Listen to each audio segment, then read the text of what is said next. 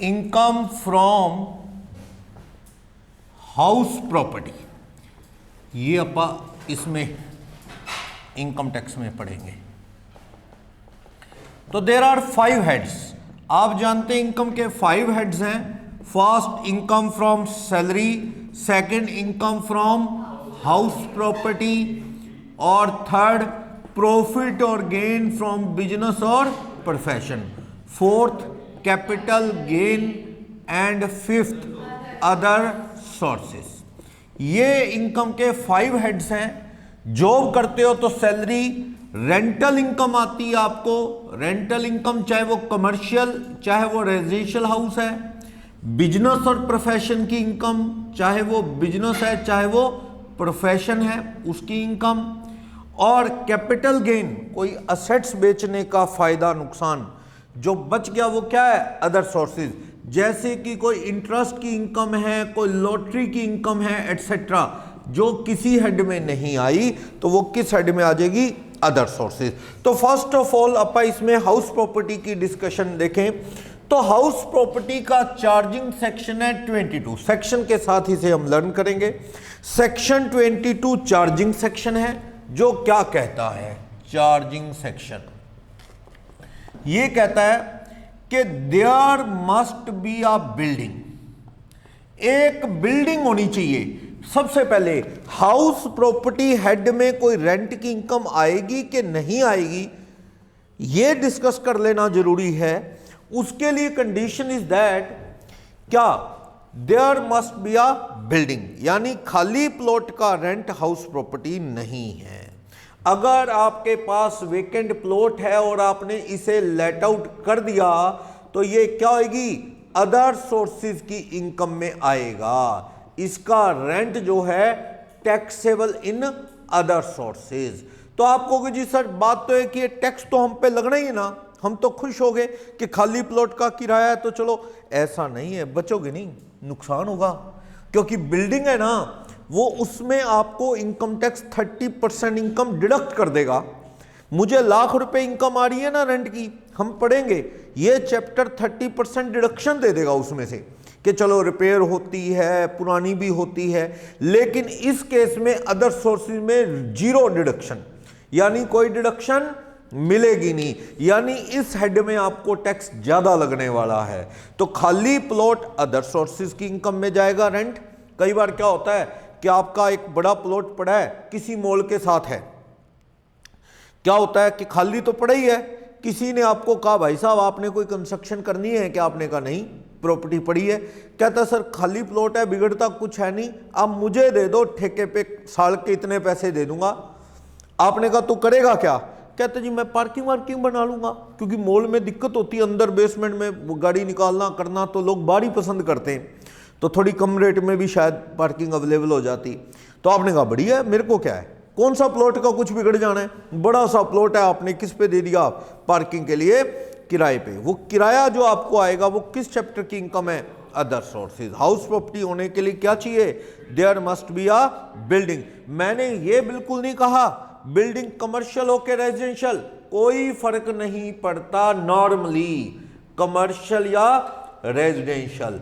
हाँ, मेरी दुकान का मुझे किराया आया तो भी मेरी हाउस प्रॉपर्टी की इनकम है नॉर्मली, क्योंकि बिजनेस तो मेरा और है ना। सपोज ये इंस्टीट्यूट के 3 फ्लोर हैं, 2 फ्लोर में तो मैं अपना बिजनेस प्रोफेशन, अपना सीए ऑफिस और ये वो अपना कोचिंग चलाता हूं। एक फ्लोर सपोज खाली पड़ा है, मैंने सोचा खाली तो पड़ा ही है, क्यों ना मैं इसे किसी को फर्दर दे दूं किराए पे। मैंने एक पार्ट उसका किराए पे दे दिया, तो वो जो रेंट है मेरी, तब भी कौन सी इनकम होगी? House property, whether it is commercial establishment, commercial building और of residential use. Let out किया तो रेंट कौन सी इनकम होगी? हाउस प्रॉपर्टी की। एक्सेप्शन, एक्सेप्शन क्या कहता है? हाउस प्रॉपर्टी नहीं होगी, बिजनेस का पार्ट होगा, पीजीबीपी में जा सकता है, पीजीबीपी की इनकम में रेंट आ सकता है, रेंट हाउस प्रॉपर्टी की बजाय। कब? जब वो जो बिल्डिंग है वो किराए पे देना आपका काम हो। यानी सपोज एक कंपनी है, कोई कंपनी है ओनर, कंपनी ओनर है बिल्डिंग की, और उसके मेमोरेंडम ऑफ एसोसिएशन का ऑब्जेक्ट क्लोज ही क्या बताता है? ऑब्जेक्ट क्लोज बताता है letting out, letting out of property ही इनका बिजनेस है, इज बिजनेस और प्रोफेशन। जैसे मॉल में दुकानें होती हैं, मॉल क्या समझते हैं, वो अपा तो किराएदार होते हैं, दुकानें लेते हैं। मॉल तो किसी बड़ी कंपनी का होता है, बने हुए हैं गुरुग्राम में, चंडीगढ़ में बड़े बड़े एलांटे और बड़े बड़े मॉल बने हुए हैं, तो जयपुर वगैरह में। तो वो मॉल है किसी कंपनी का, उसका काम ही क्या है? रेंटल इनकम कमाना।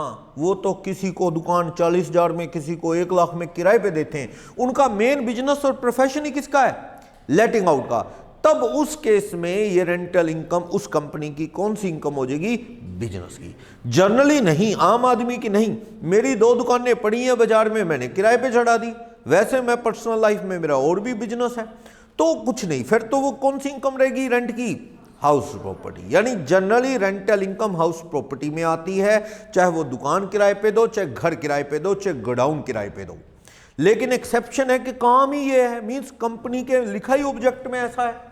बड़े बड़े मॉल का किराया आता है। जैसे होटल है, जैसे मान लो होटल बिजनेस है, होटल एक प्योर बिजनेस है। होटल का जो रेंट है वो किस चैप्टर में जाने वाला है? बिजनेस और प्रोफेशन में। आप कहोगे सर बख्शना तो है नहीं ना, इधर नहीं तो बिजनेस में सही। फर्क है कैलकुलेशन का। जब ये बिजनेस के चैप्टर में रेंट जाएगा ना, तो बिजनेस का चैप्टर ये कैलकुलेशन करवाएगा कि रेंटल इनकम तेरी इनकम है बिजनेस की, लेस तेरे एक्सपेंडिचर, डेप्रीसिएशन, रिपेयर, ये सब interest, actual expenditure can be deducted. लेकिन जो हाउस प्रॉपर्टी का चैप्टर है, इसकी कैलकुलेशन कुछ अलग तरह से है।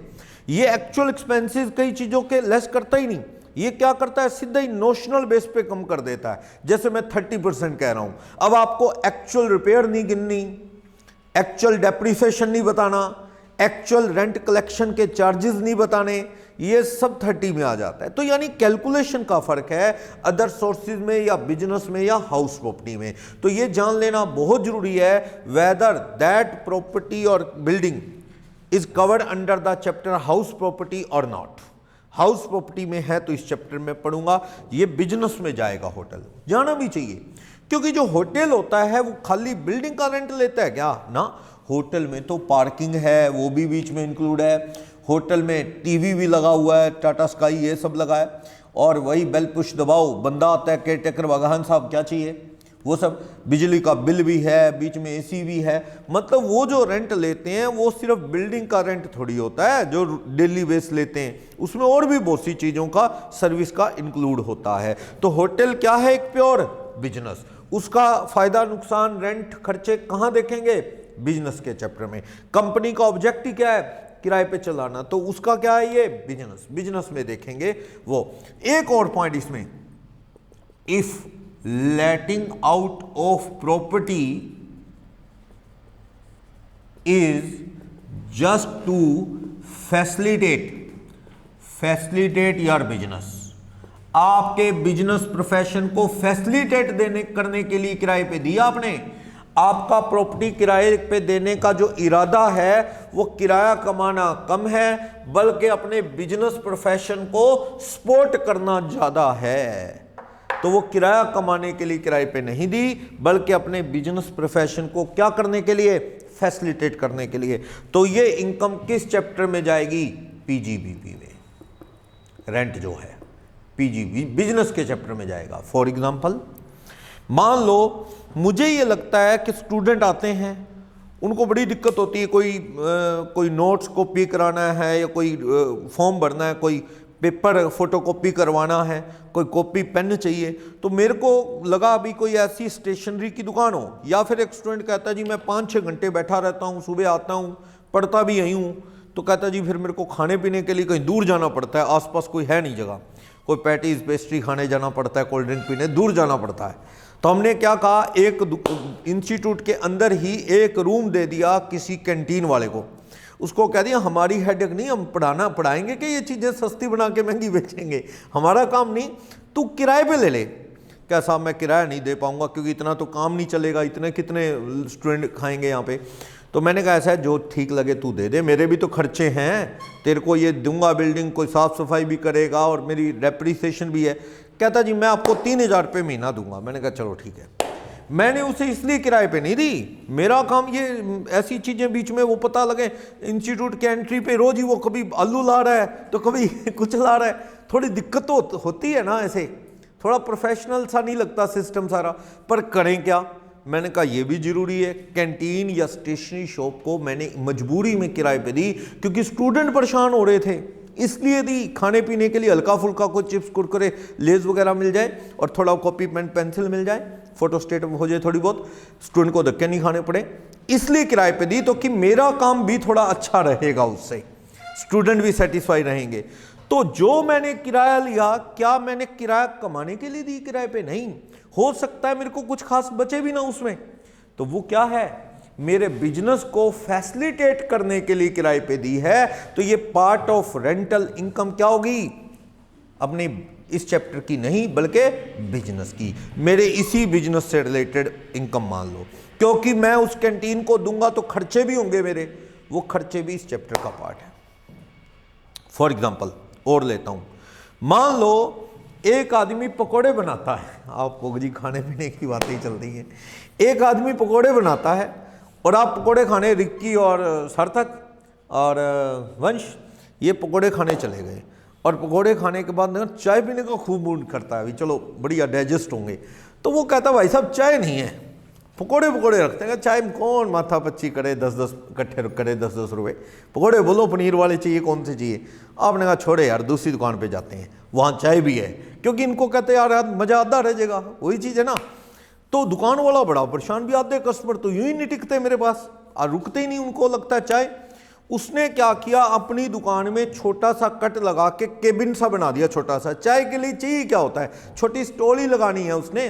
तो चाय वाले को दे दी किराए पे, कहा भैया 2,000 रुपये दे दे, तेरा भी काम बढ़िया चलेगा, हमारे कस्टमर भी नहीं भागेंगे।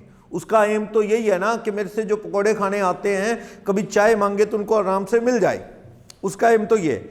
2,000 किराए पे इसलिए दी, वरना फ्रंट भी खराब हो गया देखा जाए तो आपकी दुकान का। मेन एम आपका ये था कि आपका पकोड़े का बिजनेस क्या बढ़िया फैसिलिटेट हो। वो रेंट कौन से चैप्टर की इनकम है, बिजनेस, क्योंकि उसके लिए जो खर्चा हुआ वो भी बिजनेस में डालोगे, जो किराया आता है वो भी बिजनेस में। समझ आया? मैंने कहा यार रात को इंस्टीट्यूट की निगरानी नहीं होती, रात को कोई तोड़ के अंदर घुस जाए, चोरी कर ले, ये जो भी, कोई है ही नहीं अंदर, तो बाय चांस ऐसा कुछ लगता है भी इस एरिया में चोरियां हो रही हैं कुछ, मैं बड़ा परेशान भी कहीं चोरी हो जाए। बाकी टाइम वैसे ही बुरा चल रहा है, कभी चैनल उड़ गया तो कभी हार्ड डिस्क उड़ गई तो कभी कुछ हैक हो गया। रियल में पिछले दिनों में बहुत कुछ हो गया। लास्ट ईयर लॉकडाउन में एक हार्ड डिस्क ऐसे ही क्रैश हो गई, उसमें सारे नोट्स वोट्स वो थे, बड़े परेशान, स्टूडेंट को नोट्स देने थे और मौके पे स्टूडेंट को लगा होगा बहाने बना रहे हैं, तो सारा क्रैश। अब तक भी संभला नहीं।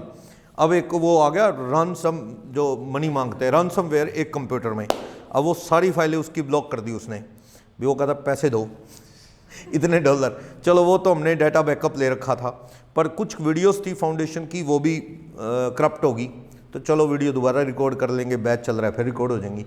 पर चैनल जो हो गया वो हाईजैक हो गया। क्या हुआ, किसने आईडी हैक कर ली जैसे। अब रिकवरी के लिए डाली हुई अपील, देखो क्या होता है। तो हमने सोचा यार और लॉस ना हो जाए, टाइम अच्छा नहीं चल रहा, तो क्यों ना एक चौकीदारी रख लें निगरानी के लिए, कल को कोई और प्रॉब्लम आ जाए।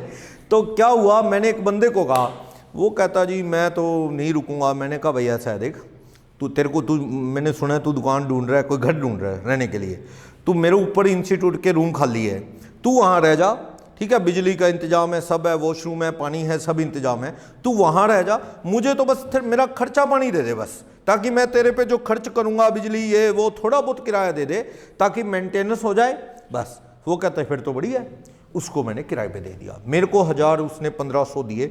अगर मैंने लिए तो वो मेरी कौन सी इनकम है, बिजनेस प्रोफेशन। क्योंकि ना भी लेता तो मेरे खर्चे भी बिजनेस में आने हैं, वो निगरानी के लिए रखा है, ठीक है, बिजली का बिल जो आया वो मेरी बिजनेस की इनकम। इस तरह के केसेस में बचता नहीं है कुछ, क्योंकि इनकम पर्पस नहीं होता, अपना बिजनेस फैसिलिटेट करना है। एक डॉक्टर है, डॉक्टर ने एक आधी नर्स और एक आधा कंपाउंडर, उनको कह रखा है भी अपने हॉस्पिटल के ऊपर रुको, जैसे कोई मान लो मैटरनिटी हॉस्पिटल है या ऑर्थो स्पेशलिस्ट है, कोई हार्ट का डॉक्टर है, ये ऐसी बीमारियां हैं कोई पूछ के नहीं आती भी अब शाम होगी अब नहीं आना, बच्चा पैदा होना है तो वो डिलीवरी केस है तो वो मैटरनिटी हॉस्पिटल में कभी भी जाना पड़ेगा, हाथ पैर टूट गया वो ऑर्थो स्पेशलिस्ट ओपन ही रहता है, डेंटिस्ट हो जाता है कोई नहीं मेडिसिन लो पेन किलर सुबह आ जाना डॉक्टर कहता है, वो तो छुट्टी कर लेते हैं, लेकिन हार्ट स्पेशलिस्ट है उसके पास भी पेशेंट कभी भी आ सकता है क्योंकि इमरजेंसी होती है इस तरह, और सर्जन के पास भी कभी भी आते हैं कोई इमरजेंसी। तो वहाँ पे क्या होता है कि एक आधा कंपाउंडर और एक आधा कोई नर्स ऐसे स्टाफ को, हेल्पिंग स्टाफ को डॉक्टर ऊपर रहने को कहता है, वो खुद भी वहीं रहेगा क्योंकि इमरजेंसी पेशेंट आ सकता है, तो स्टाफ को भी एक दो को तो पक्का कहेगा कि ऊपर क्वार्टर है वहाँ रह जाओ, थोड़ा बहुत किराया दे दो, जरूरी है क्योंकि बाय चांस कोई पॉइजन वाला केस आ गया, पॉइजन पी ली गुस्से में, उसे लाएं तो वो कोई अगर कंपाउंडर नर्सें वहां नहीं रहते तो अटेंड कौन करेगा, जितने में डॉक्टर फोन करेगा जल्दी आ जाओ इतने में पेशेंट चलता बनेगा ऊपर, तो इमरजेंसी ट्रीटमेंट चाहिए तो वो किराए पे देता है, मामूली किराया लेता है ना बराबर, अगर लेता है तो वो किस चैप्टर में आएगा, बिजनेस, अगर लेता ही नहीं तो छोड़ो फिर बात, ठीक है, समझ आई ये रिलेटेड, ये बड़ी आम बात है और ये होता है ऐसे देते हैं। क्या होता है मैं खुद भी कई बार ये जो गाड़ी सर्विस है, बाइक सर्विस या ऐसे किसी काम के लिए जाते हैं तो वो ना सारा काम कर देंगे आपकी गाड़ी का जो भी है, जो वर्कशॉप वाले, आप उनको कहो जी टायर में प्रॉब्लम है, हवा कम है, ये है वो है, वो कह सॉरी ये काम नहीं हमारा, टायर वाला डिपार्टमेंट नहीं हमारा, तो हमें बड़ी दिक्कत होती है, टायर के लिए कहीं और जाएं, वहाँ टाइम बर्बाद करें, यहीं होता तो यहीं सारा काम हो जाता, होती है ना दिक्कत, वो भी परेशान है वर्कशॉप वाला, यार बड़े कस्टमर खराब होते हैं, टायर वो गाड़ी कहीं और सर्विस करवा लेते हैं इस चक्कर में, उसने भी ऐसे पंचर वाले को कोई जगह दे दी, तो ऐसा ये सब बिजनेस से रिलेटेड है। ये किस चैप्टर में जाएगा, बिजनेस। कई बार लुधियाना साइड में क्या है फैक्ट्रीज लगी हुई हैं, उन्होंने छोटी मोटी एम्ब्रॉयडरी करवानी होती है तो वो लेडीज़ वगैरह करती हैं जैसे, तो वो क्या है उनको ये रहता है भी हम इन लेडीज़ के घर में अपने ये कपड़े पहुंचाएंगे, फिर ये एम्ब्रॉयडरी करेंगी, फिर वापस आएंगे कपड़े, टाइम ज़्यादा वेस्ट होगा, उन्होंने अपनी फैक्ट्री में ही एक डिपार्टमेंट बनाया, उनको दे दिया किराए पे ऐसे किसी को जो एम्ब्रॉयडरी का काम करते हैं, कहे यहीं बैठ के कर लो आप, नज़दीक हो जाएगा, हमारा भी टाइम बचेगा, थोड़ा बहुत किराया ले लिया, तो ये अपने बिजनेस में फ़ायदा देगा। ये सब रेंट किस चैप्टर में जाने वाला है, हाउस प्रॉपर्टी से बाहर है, बिजनेस के चैप्टर में जाने वाला है। तो ये बिजनेस में आता है, एक्सेप्शन है। नॉर्मली हाउस प्रॉपर्टी का किराया किस चैप्टर में जाता है, ये बिल्डिंग का किराया हाउस प्रॉपर्टी में जाता है, एक्सेप्शन है सिर्फ ये इस तरह का कंपनी वाला, होटल वाला। पीजी में डिस्प्यूट है कुछ, जो पीजी है, पीजी में जो रेंट लेते हैं वो पीजी का, वो किस चैप्टर में जाए, इसमें थोड़ी कंफ्यूजन है। पीजी जो है क्या वो सिर्फ बिल्डिंग का रेंट लेते हैं, बिल्डिंग के साथ खाना कपड़े भी वॉश करते हैं क्या, वो नहीं, कुछ जगह हो सकता है अभी पीजी में इंक्लूड हो आयरन करने का और ये सब, नहीं तो बिजली वाणी का बिल होता है बीच में, खाना दूध चाय कॉफ़ी ये सब होता है उसमें, नॉर्मली बेड और वो एसी कूलर जो भी रहता है, मतलब डिपेंड करता है उनके चार्जेस क्या है, तो वो रूम का रेंट तो नहीं होता। फिर वो सारा का सारा ब्रेकअप करो, या तो ऐसा हो कि पीजी लेने गए, सामने मान लो पीजी का मालिक कोई अंकल है, ज़्यादातर ऐसे केसेस में, तो उस अंकल को आपने कहा कि अंकल भाई क्या रेट है, तो उसने कहा जी एक रूम है जिसमें तुम 2 बच्चे रुकोगे एक रूम में, मैं आपसे रेंट लूँगा रूम का 2 बच्चों का, कहता है जी 6,000 रुपये महीना प्लस फूड, और फूड वगैरह यहाँ बिजली सब आ गई 6,000, लेकिन फूड वगैरह अगर लेना है तो मैं 3,000 रुपये और लूँगा, दोनों से 9,000 रुपये लूँगा। फिर तो इसका मतलब ये है कि ये तो हाउस प्रॉपर्टी में आ जाएगा, ये किस में आ जाएगा, पीजी में भी। सस्ता बनाया महंगा बेचा, फायदा नुकसान खाने का किस में आएगा, बिजनेस में, और बिल्डिंग का रेंट किस में आएगा, हाउस प्रॉपर्टी। लेकिन मैं कहता हूं बाइफरकेट करना पॉसिबल नहीं है। अंकल से पूछा अंकल कितना रेंट लोगे, वो कहते 9,000 एक रूम का, दोनों बच्चों का, खाना वाना बढ़िया मिलेगा सारा बीच में। आपने कहा अंकल अगर हमें खाना ना खाना हो बाहर ढाबे पे या ऐसे खाएं, हम बाहर का खाएं, अपने मनपसंद खाएं, कभी फास्ट फूड खाएं कभी कुछ खाएं, हम बाहर खा लेंगे। अंकल कहता है फिर भी 9,000 रुपये किराया। आपने कहा कुछ नहीं। जब मैंने कुक रख लिया, मैंने सारा इंतजाम कर लिया, तो कहता है मेरे तो खर्चे बंद गए ना, आप ना भी खाओगे मेरे तो खर्चे नहीं कम होते, या तो साड़ी ना खाओ, तो मैं तो भैया ऐसे ही लूँगा। तो इसका मतलब रेंट को बाइफरकेट करना मुश्किल है खाने में और रहने में। तो इनकम टैक्स कहता है ऐसा कर, फिर सारा ही कहाँ ले जा, सारा ही बिजनेस में। इनकम बिजनेस में मान ले, खर्चे बिजनेस में काट दे, सारे ही किस में हो जाएगा, बिजनेस। लेकिन कुछ लोग कहते हैं जी इसमें आप डोमिनेंट पोजीशन देख सकते हो कि भाई डोमिनेंट क्या है, ऑलमोस्ट रेंट ही है अगर बिल्डिंग का, खाना तो ना बराबर है, तो सारा ही कहां ले जा सकते हो, हाउस प्रॉपर्टी। डोमिनेंट पोजीशन को देखा जा सकता है, लेकिन इस पे कोई क्लैरिफिकेशन नहीं है इनकम टैक्स डिपार्टमेंट का।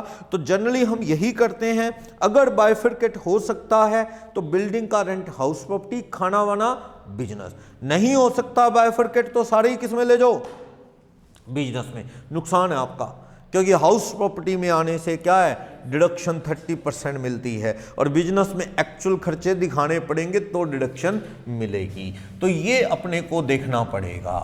एक केस और, अगर मान लो बैंक के स्टाफ का आपको पता हो, बैंक वालों को ना, बैंक वाले हो गए, इंश्योरेंस वाले हो गए, इनको ना बिल्डिंग का रेंट वहां से मिल जाता है, बैंक से, इंश्योरेंस से। तो मान लो मेरी एक बिल्डिंग है, घर है मेरा खाली पड़ा है, मेरे पास एक बैंक का एम्प्लॉय आता है, कहता सर आप किराए पे दोगे घर, मैंने कहा बिल्कुल। कहता मैं बैंक का स्टाफ हूं, मैंने कहा दे देंगे। रेंट, मैंने रेंट बताने लगा, क्या ठहर जाओ पहले, क्या सुन लो फिर बाद में कहोगे जी ये नहीं वो नहीं, क्या सुन लो। मैंने कहा क्या बात, कहता जी ये बिल्डिंग मैं किराए पे लूँगा, साथ में आपको मुझे क्या देना पड़ेगा, एक गार्डनर, गार्डन है वहाँ पे मान लो छोटा मोटा, गार्डनर देना पड़ेगा। मैंने कहा ठीक है। कहता ये पूल बनवाना पड़ेगा, यहाँ पूल है, कहता उसे मेंटेन करना पड़ेगा। मैंने कहा ठीक है। कहता बिजली का बिल आपको भरना है, मुझे कह रहा है बिजली का बिल आपको भरना है, पानी का बिल आपको भरना है। मैंने कहा और बोलो वो चीजें गिना रहा है, मैं क्या करूँगा, उसको भगाऊंगा थोड़ी, मैं सारे चीज़ों के पैसे जोड़ लूँगा। मेरे को तो पता है, मैं समझ गया उसकी बात। वो पता क्या चाहता है कि मुझे बिल्डिंग के रेंट के नाम से बैंक ने पैसे देने हैं, अगर मैं ये फैसिलिटी खुद पे करूंगा तो कल को बैंक से पैसे लेने में दिक्कत आ सकती है। क्यों ना मैं इस मालिक को कह दूं कि किराए के नाम से ही ले ले तू सारे पैसे, नौकर के, बिजली के, पानी के, गार्डनर के, लिफ्ट के, पूल के, जो जो भी ले सकता था। शुक्र करो उसने ये नहीं कहा कि आप मेरे बच्चों की फीस भी आप भरेंगे तो उसने घर के साथ जो फैसिलिटी थी बता दी। मैंने मिनट में माइंड में कैलकुलेशन की कि इतना बिजली का बिल आ जाएगा, रफ आइडिया, इतना गार्डनर, इतना वॉचमैन वगैरह जो भी, मैंने हिसाब लगा के उसको बता दिया, भाई साहब मैं 20,000 रुपये महीना लूँगा। ठीक है, वो कहता डन। उसको पता है, उसको तो एक लिमिट पता है कि बैंक मुझे महीने का मैनेजर हूँ तो इतना किराया देगा। उसको पता है मेरा को तो 24-25 तक भी अलाउड है। जब मैंने उसे 20 बोला, कहता ठहरो एक चीज रहेगी और बताएगा वो। ठीक, तो वो 2,40,000 रेंट क्या हाउस प्रॉपर्टी में आना चाहिए? नहीं, ये क्या है, ये कंपोजिट रेंट है, इंक्लूडिंग फैसिलिटीज है। तो इसमें आप लेस कर दो cost of facilities provided with house, facility provided with house, house के साथ फैसिलिटी। मान लो बिजली का इलेक्ट्रिसिटी बिल है, वाटर बिल है, गार्डनर है और सर्वेंट है, सब मिला के मेरा खर्चा साल का है 50,000 रुपये, मान लो, लेस कर लो। तो रेंट अंडर हाउस प्रॉपर्टी कितना जाना चाहिए? रेंट अंडर हाउस प्रॉपर्टी 190 जाएगा। सही भी है, ये घर का पार्ट थोड़ी है, ये चीजें तो बिजली का बिल तो किराएदार को भरना होता है, वो रेंट का पार्ट थोड़ी है। पर बंदा ऐसे चाहता है तो हमने ऐसे दे दिया, तो इनकम टैक्स समझता है हमारी बात कि कंपोजिट रेंट है, फैसिलिटीज के साथ है। तो फैसिलिटी की कॉस्ट जो घर के साथ मिली है उसकी एक्चुअल कॉस्ट साल में काट लेना। 240 रेंट में से जो तुम्हारा साल के एंड में एक्चुअल खर्चा आए, इनकम टैक्स कहता है यू कैन डिडक्ट इट। कल को इनकम टैक्स सबूत मांग सकता है कि बताओ, प्रूव करो, बिजली का बिल दिखाओ, ये नौकर को कितने दिए, वो लेस कर सकते हो आप, फालतू नहीं करने देगा कि इनकम आप कम बता दो।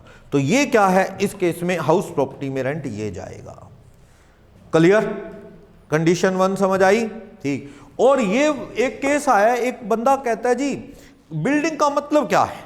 बिल्डिंग वही जो हैबिटेबल हो, रहने लायक हो, ड्वेलिंग पर्पस, वो बिल्डिंग। अब बिल्डिंग में क्या आएगा? किसी ने पूछा सर, स्टूडेंट ने, क्या सर कई बार क्या होता है, वुडन का, बैम्बू का घर होता है, कई हिली एरिया में होता है ना, हिली एरिया में तो यही है, वो हिल्स के अंदर तो आरसीसी नहीं डालते, वो वेट बढ़ जाता है, वो वुडन का बना लेते हैं स्ट्रक्चर। तो क्या वो भी घर है? यस। कहीं नहीं है इनकम टैक्स एक्ट में कि कंक्रीट का घर हो। घर मीन्स हैबिटेबल, रहने लायक, तो वो बैम्बू का हो, कवर्ड हो, कैसे, ठीक है। पर अगर एक प्लॉट है, बाउंड्री लगी है चारों तरफ, तो उसे घर तो नहीं कह सकते बाउंड्री लगने से, वो तो खाली प्लॉट ही रहेगा। ऊपर कोई शेड हो, चाहे टेम्पररी हो, भी रहने लायक हो। अब रहने लायक वही है जो चाहे ऊपर आरसीसी नया डाला हो, छत किसी की डाल दी हो, टिन की डाल दी हो या कुछ, तो वो भी क्या है, घर में कैटेगरी में आ सकता है, तो हाउस प्रॉपर्टी में कवर हो जाएगा। ये मतलब मेरा कहने का ये कि आप ही कहोगे ना ये घर है, अगर आप कहोगे जी खाली प्लॉट है, इसका किराया आ रहा है, तो फिर आपको दिक्कत है, आपको कहां जाना पड़ेगा, अदर सोर्सेज। इसलिए आप खुद ही कहना चाहोगे कि हाँ यार सच ऊपर रूफ है, छत है, ये है, वो है, टेम्पररी है चाहे, क्योंकि हाउस प्रॉपर्टी में कवर करना चाहोगे। दूसरी बात, assessee is owner of property, जो किराए पे दे रहा है उस प्रॉपर्टी का क्या हो, मालिक। 99% तो मालिक ही किराए पे देता है, और कौन देगा। लेकिन कुछ एक केसेस में किराएदार भी किराए पे दे देता है, आगे किराएदार ही किराए पे दे देता है। सबलेट, सबलेटिंग, मान लो 10,000 रुपए पर मंथ पे किराए पे ली, taken on rent by Ram. Ram ने 10,000 रुपए महीना किराए पे ली और इसको सबलेट कर दिया राम ने, सबलेट टू श्याम। ये शाम को उसने क्या कर दी, सबलेट कर दी, हाफ बिल्डिंग, हाफ बिल्डिंग उसने सबलेट कर दी at the rate 6,000 per month. तो कितने बच गए, जो शाम है उसकी इनकम क्या है, शाम्स इनकम कितनी, 6,000 उसे रेंट आ रहा है आधी बिल्डिंग का। आधी बिल्डिंग का वो रेंट कितना भर रहा है, आधी बिल्डिंग का रेंट वो 5,000 भर रहा है, तो कितने बच गए, 1,000।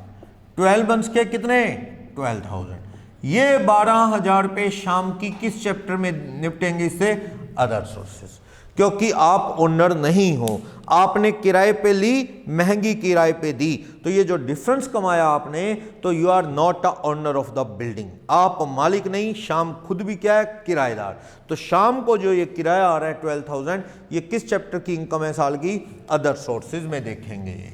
और हाउस प्रॉपर्टी में किसके लिए जाएगा, फॉर राम। राम के लिए किराया 10,000 रुपये महीना, 12 मंथ्स का कितना आ रहा है राम को, 120।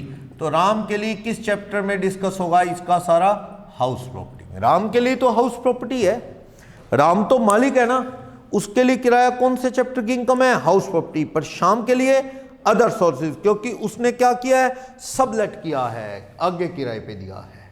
समझे बात ये। तो हाउस प्रॉपर्टी में आने के लिए असेसी क्या होना चाहिए, उस प्रॉपर्टी का owner. Third and last condition क्या, असेसी जो कि ओनर है must not use the property यानी कि बिल्डिंग, प्रॉपर्टी यानी बिल्डिंग, इन ओन बिजनेस और प्रोफेशन, खुद के बिजनेस और प्रोफेशन में यूज नहीं करना चाहिए। उस बिल्डिंग को बिजनेस प्रोफेशन में यूज ना करो जिसके तुम मालिक हो, क्या करो, उसको किराए पे दो। खुद के बिजनेस प्रोफेशन में यूज कर लिया तो वो क्या बन जाएगा, बिजनेस प्रेमाइसिस, और वो किस चैप्टर में जाएगा, पीजीबीपी। समझ गए बात। ये बिल्डिंग मेरे नाम है सपोज इंस्टीट्यूट की, और मैं इसमें क्या कर रहा हूं, अपना खुद का बिजनेस प्रोफेशन, ना रह तो नहीं रहा, बिजनेस प्रोफेशन कर रहा हूं खुद का, तो ये हाउस प्रॉपर्टी नहीं है। ये बिल्डिंग क्या है, मेरा बिजनेस प्रीमाइजेज। इसकी सारी डिस्कशन मैं यहां नहीं कर सकता, इसकी सारी डिस्कशन मैं कहां करूंगा, बिजनेस के चैप्टर में। जैसे कि इसका डेप्रीसिएशन, इसकी रिपेयर, सब मेरे किस चैप्टर का खर्चा होगा, बिजनेस। कर्ज लेके बनाई तो उसका इंटरेस्ट भी किसमें, बिजनेस प्रोफेशन में। क्लियर। लेकिन अगर ये बिल्डिंग मेरी और मैं इसमें रहता हूं, अपना काम धंधा नहीं करता, सेल्फ ऑक्यूपाइड है, मैं इसमें रहता हूं, सेल्फ ऑक्यूपाइड बिल्डिंग, किराए पे नहीं दी मैंने, सेल्फ ऑक्यूपाइड हाउस प्रॉपर्टी का पार्ट है। मैं ये नहीं कह रहा टैक्स लगेगा, मैं तो ये कह रहा हूं क्या ये हाउस प्रॉपर्टी का सब्जेक्ट टू कंसीडर है कि नहीं है। खुद का घर बना लो, बिल्डिंग खुद में हाउस प्रॉपर्टी है, टैक्स नहीं लगेगा, वो एक अलग बात है, मैं किराया ही नहीं आया तो टैक्स कैसा, लेकिन वो हाउस प्रॉपर्टी में पड़ा जाएगा। लेकिन अगर खुद की बिल्डिंग में क्या कर लिया आपने, अपना काम धंधा, तो वो आपका बिजनेस प्रीमाइसेस बन गया, उसे हाउस प्रॉपर्टी में पड़ ही नहीं सकते। क्लियर? और मैंने किराएदार के लिए तो कुछ बोला ही नहीं, लेट आउट किसी भी काम के लिए करो, आपकी इनकम नॉर्मली कौन सी होगी, house property. Let out for business profession, किराएदार उसमें दुकान करता है, या किराएदार रेजिडेंशियल पर्पस उसमें रहता है, रेजिडेंशियल पर्पस। तो किराएदार लेट आउट किया किराएदार को, चाहे बिजनेस करता है चाहे वो रेजिडेंशियल पर्पस से है, तो आपकी ये हाउस प्रॉपर्टी की इनकम होगी रेंट, जो है रेंट हाउस प्रॉपर्टी। वो एक्सेप्शन जरूर है कि अगर आपने किराए पे इसलिए दिए बिल्डिंग, जो क्या आपके बिजनेस में सपोर्ट करने के लिए, ऐसा जैसे वो कैंटीन बता रहा था, वो चाय वाली स्टॉल बता रहा था, वो अलग बात है बिजनेस में, या कंपनी जिसका काम ही क्या है प्रॉपर्टी किराए पे देने का, मेमोरेंडम में लिखा है उनके ऑब्जेक्ट में, फिर उनकी इनकम कौन सी होगी, बिजनेस की। जनरली किराए पे देने की इनकम किस चैप्टर की इनकम है, हाउस प्रॉपर्टी की। यानी मैं ये कहना चाह रहा हूं किराएदार कुछ भी करे, रहे या बिजनेस करे, मेरे को रेंट आएगा, वो किस चैप्टर की इनकम है, हाउस प्रॉपर्टी। लेकिन अगर मैं खुद रहता हूं उस बिल्डिंग में तो ये हाउस प्रॉपर्टी है, पढ़ूंगा इसके रूल इस चैप्टर में। लेकिन खुद का बिजनेस करूंगा तो इस चैप्टर में पढ़ूंगा ही नहीं, किस चैप्टर में पढ़ूंगा उसे, बिजनेस। तो मान लो एक ये बिल्डिंग है, इसके हाफ में तो क्या है, मैं इसके हाफ को मैंने लेट आउट कर दिया फॉर बिजनेस पर्पस, किराएदार को किस लिए किराए पे दे दी, बिजनेस में। इसके बाकी हाफ में let out for residential purpose, किराएदार को दे दी किस लिए, रेजिडेंशियल पर्पस के लिए। इसके इस पार्ट में सेल्फ ऑक्युपाई कर ली, मैं अपनी फैमिली के साथ रहता हूं, ये 1/4, ये 1/4, ये 1/2। हाउस प्रॉपर्टी में क्या पढ़ना है क्या नहीं, ठीक। तो ये भी हाउस प्रॉपर्टी है, किराए पे दी बिजनेस के लिए, ये रहने के लिए किराए पे दी, ये भी हाउस प्रॉपर्टी, खुद फैमिली के साथ रहता हूं, ये भी क्या, हाउस प्रॉपर्टी। खुद का बिजनेस नहीं करना, वो है ही नहीं, सारी क्या है, हाउस प्रॉपर्टी। ये भी हाउस प्रॉपर्टी, ये भी किराया, ये भी। थोड़ा और चेंज कर दूं, मान लो मैं कह दूं लेट आउट फॉर बिजनेस, ये अलग है, और ऑक्युपाइड फॉर ओन बिजनेस, अब फिर चेंज कर दिया मैंने क्वेश्चन, फॉर ओन बिजनेस। इस 1/4 में मैं खुद का बिजनेस करता हूं, ये 1/4, ये 1/4। ये हाउस प्रॉपर्टी है, किराएदार बिजनेस करता है, ये हाउस प्रॉपर्टी है, किराएदार रहता है, मैं खुद रहता हूं, ये भी हाउस प्रॉपर्टी।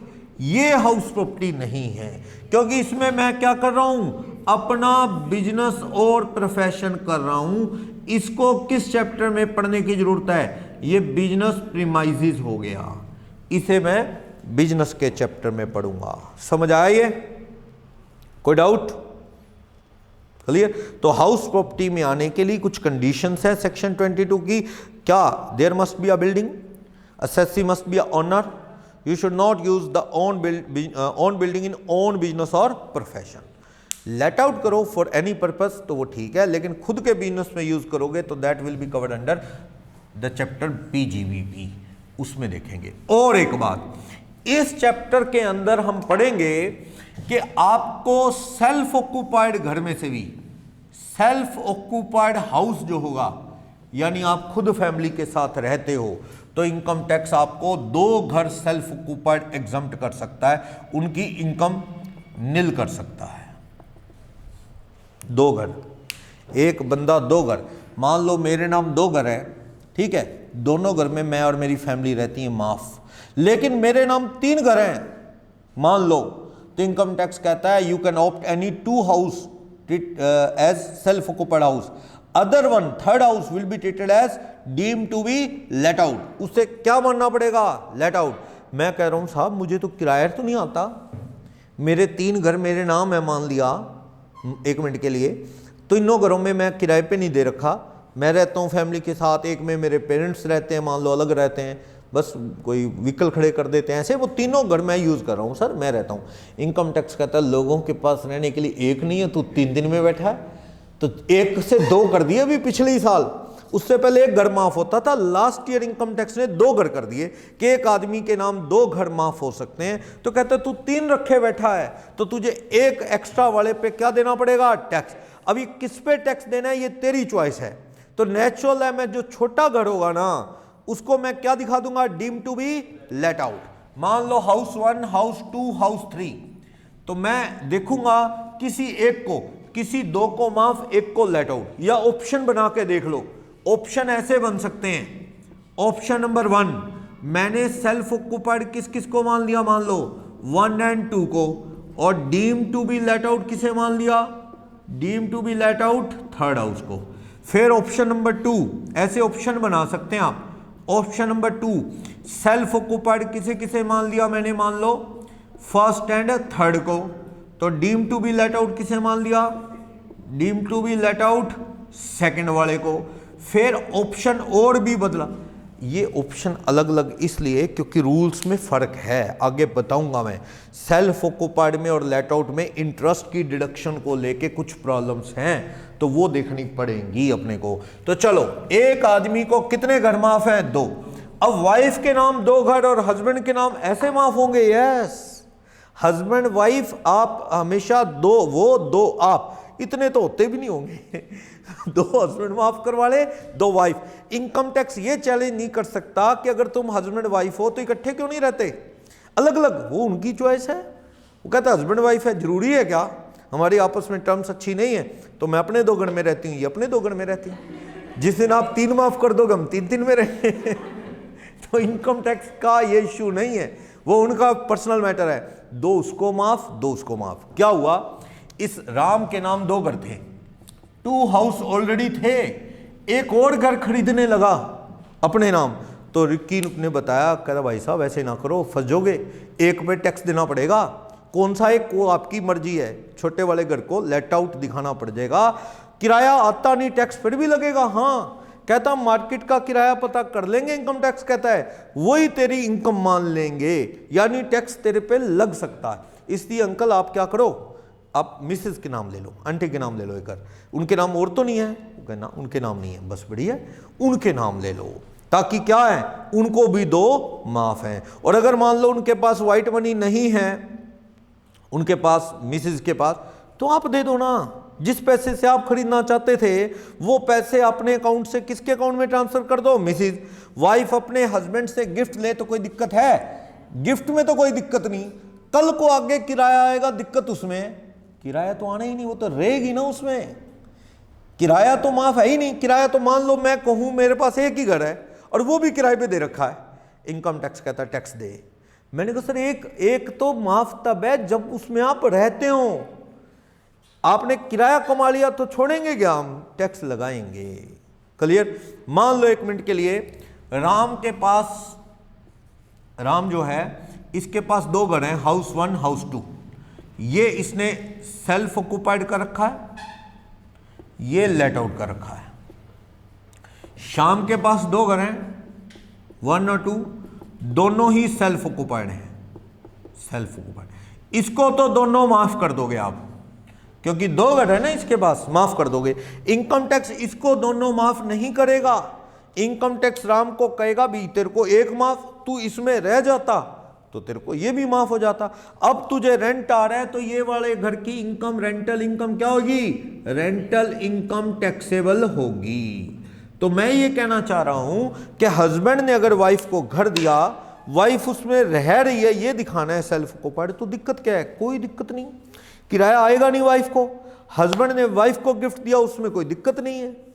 ये अदर सोर्सेज में एक सेक्शन है 56 सबसेक्शन 2 क्लोज 10, 56 to 10, वो कहता है हस्बैंड वाइफ रिलेटिव हैं, एक दूसरे को गिफ्ट दे जितना मर्जी माफ, तो वाइफ को भी 2 घर माफ है। क्लियर। चलो एक केस, अनिल का घर है एक ऐसी मार्केट में जो बड़ी कंजस्टेड है, या रेजिडेंशियल एरिया बड़ा कंजस्टेड है, वो ओन्ड हाउस है, ये ओन्ड हाउस है इसका, अनिल का, इसने लेट आउट कर दिया eight 10,000 per month congested area में, और ये रिजाइड इन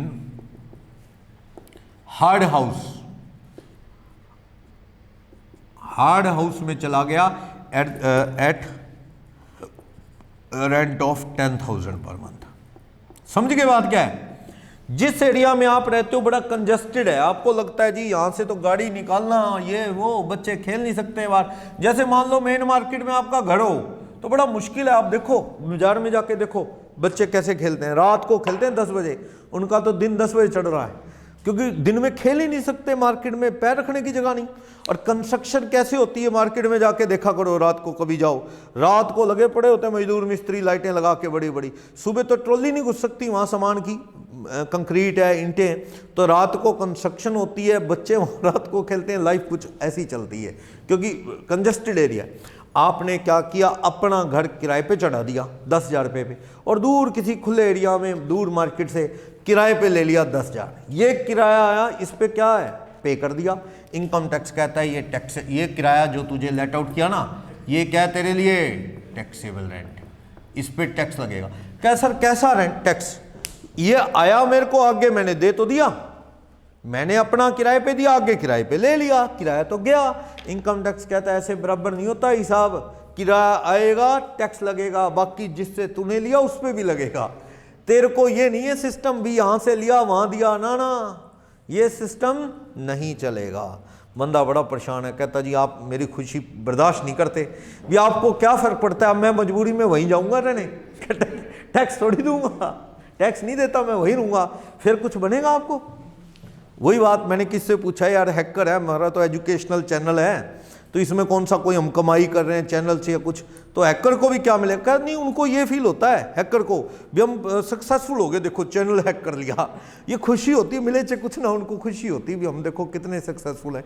तो वही बात है, इनकम टैक्स को ये कहता है जी मैं उस घर में जाऊंगा फिर आपको कुछ नहीं मिलेगा, तो अब मैं इधर से उधर दे दूं तो आपको क्या तकलीफ है? तकलीफ है। इनकम टैक्स कहता है किराया आएगा तो हम टैक्स लगाएंगे, इसमें कोई डिबेट में नहीं पड़ना। और एक बात, अगर एक घर में हस्बैंड वाइफ इकट्ठे रहते हैं, हस्बैंड वाइफ, इनकम टैक्स इसे 2 घर मानता है। ये हस्बैंड का मान लो, चलो एक ही घर के 2 पार्ट हैं, एक पार्ट ये, एक ही बिल्डिंग है ये एक, तो इनकम टैक्स कहता है ये हस्बैंड का, ये पार्ट किसका है, वाइफ का, ये ज्वाइंट ओनर हैं, ज्वाइंट ओनर सेक्शन 26, वो कहता है इसे 2 घर मानो, एक हस्बैंड का और एक वाइफ का। थोड़े दिन बाद हस्बैंड ने एक और लिया, इनकम टैक्स कहता 2 हो गए अब तेरे, एक ये, फिर एक और लेना चाहता है, इनकम टैक्स कहता अब लगेगा तेरे पे टैक्स, किसी एक पे, या इस पे या इस पे या आधे पे। वो कहता जी वो तो हमारा ज्वाइंट है, नहीं, वो ज्वाइंट भी आधे का तू मालिक बन गया, आधे का वाइफ। बाकी ऐसा है ना, रजिस्ट्री पे लिखा होता है कितने % हस्बैंड का, कितना वाइफ, उतने % का मालिक हस्बैंड, वो एक घर माना जाएगा, ठीक, वाइफ का। इसलिए बढ़िया रहेगा अगर और घर लेने हैं तो ऐसी गलती ना करो आधे आधे की। क्या करो, ये पूरा ही अपने नाम ले लो, एक हो जाएगा, फिर एक ये हो जाएगा, ये वाइफ के नाम ले लेना, या ये सारा ही वाइफ के नाम ले लो, ऐसे। अगर और घर लेने हैं तो, अगर और घर नहीं लेने आपने किराए पे, तो इसका फायदा भी हो सकता है। फायदा क्या, अलग 2 लोगों के नाम लेने का फायदा ये हो सकता है, इनकम टैक्स सेल्फ ऑक्यूपाइड घर में मैक्सिमम इंटरेस्ट की जो डिडक्शन देता है टू 1%, टू अ पर्सन, कितनी देता है, 2 लाख। इनकम टैक्स एक घर में मैक्सिमम इंटरेस्ट कितना कम करने देता है, 2 लाख। मान लो मेरे पास एक घर है और उसके ऊपर इंटरेस्ट ही बहुत ज्यादा है, साल का 3 लाख रुपए इंटरेस्ट लगता है, इतना लोन ले रखा है, मान लो 1 मिनट के लिए, तो मैं सेल्फ ऑक्यूपाइड घर है, उसमें इनकम तो आएगी नहीं कोई, तो निल में से भी मुझे इनकम टैक्स कहता है लेस कर ले इंटरेस्ट, क्या आएगा तेरे को, हाउस प्रॉपर्टी में लॉस।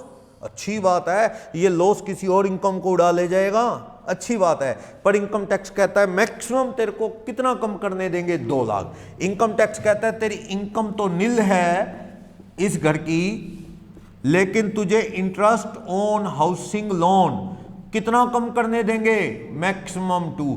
मान लो उस घर पे लॉस आया, लॉस फ्रॉम हाउस प्रॉपर्टी, कितना आ जाएगा मैक्सिमम, 2 लाख। मेरे को बड़ा अफसोस है कि मेरे को उस घर पे 3 लाख क्यों नहीं लेस करने को मिला, मैंने लोन कितना ले रखा है बहुत बड़ा, कितना इंटरेस्ट बनता है 3 लाख, तो मेरे को तो डिडक्शन 3 की मिलनी चाहिए, लॉस 3 आना चाहिए, पर 2 लाख से ज़्यादा नहीं। इसलिए आप समझदारी दिखाओ, वो घर कैसे ले लो, ज्वाइंट। उससे फायदा क्या होगा, हस्बैंड की इनकम में से कितना कम हो जाएगा इंटरेस्ट। मान लो 3 लाख का इंटरेस्ट है टोटल इंटरेस्ट इस घर का 3 लाख रुपए, इस घर का 3 लाख रुपए है, सारे का 3 लाख टोटल, तो 1.5 लाख रुपए मैं कम कर लूंगा, ठीक है, लॉस आ जाएगा कितना 1.5 लाख रुपए, और 150 कौन कम कर लेगी, वाइफ। इनकम वाइफ की भी नील है, वो उसमें से क्या कम कर लेगी, इंटरेस्ट कितना 150, यानी हम दोनों को कितनी डिडक्शन मिल जाएगी, पूरी 3 लाख। अब फायदा हो गया ना ज्वाइंट लेने में। अगर मैं अपने नाम लेता, एक घर हो चाहे 2 घर, एक बंदे को maximum income tax self occupied घर में 2 लाख से ज्यादा कम करने नहीं देता। मेरे एक घर है या मेरे 2 घर हैं, इनकम टैक्स कहता है सब मिला जुला के मैक्सिमम सेल्फ ऑक्यूपाइड घर में कितने कम कर सकता है तू, 2 लाख, इससे ज्यादा नहीं। इसलिए अगर आपके लोन बड़े हों, इंटरेस्ट ज्यादा हो, तो आप क्या करो, ज्वाइंट ले लो, फायदा हो जाएगा।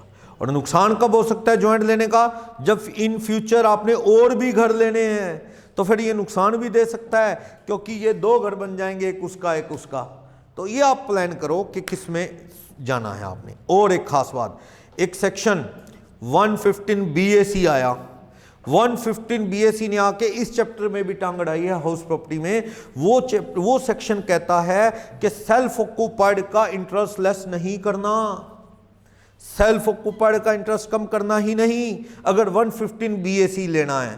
तो मैंने आपको क्या बताया था, 115 BAC बेकार है, किसी पे एप्लीकेबल ही नहीं होता, उसको इतना ज़्यादा टैक्स बन जाएगा डिडक्शन ना काटने की वजह से कि 115 BAC ऑप्ट ही नहीं करेगा कोई। आज ये केस था कोई गवर्नमेंट एम्प्लॉय का, उसकी इनकम डिडक्शन के बाद 530 बन रही थी, अभी मार्च तक उसको प्लान करना है, तो कुछ इन्वेस्टमेंट कुछ प्लान है तो इनकम माफ़ हो जाए।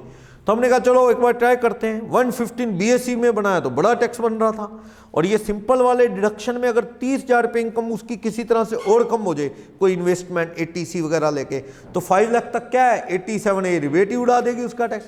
तो 115 BAC किसी को नहीं फायदा दे रहा, सरकार का ये ऑप्शन हमें ही परेशान कर रहा है बस। क्या हमें पढ़ना पड़ रहा है कि अगर 115 BAC लेगा तो क्या होगा, नहीं लेगा तो क्या होगा। इस चैप्टर में याद रखना, सेल्फ ऑक्यूपाइड घर में एक इंडिविजुअल और एक HUF, चाहे वो रेजिडेंट है चाहे नॉन रेजिडेंट, अगर वो 115 BAC के अकॉर्डिंग टैक्स पे करने को तैयार है तो वो डिडक्शन इंटरेस्ट की 2 लाख रुपए वाली ये नहीं ले सकता, यानी ये लॉस नहीं माना जाएगा उसका। नेचुरल है, ये लॉस आपकी इनकम को काट देता कोई और इनकम को, अब माना ही नहीं जाएगा तो आपकी इनकम क्या है, ज्यादा आएगी, उस पर टैक्स स्लैब जरूर कम है।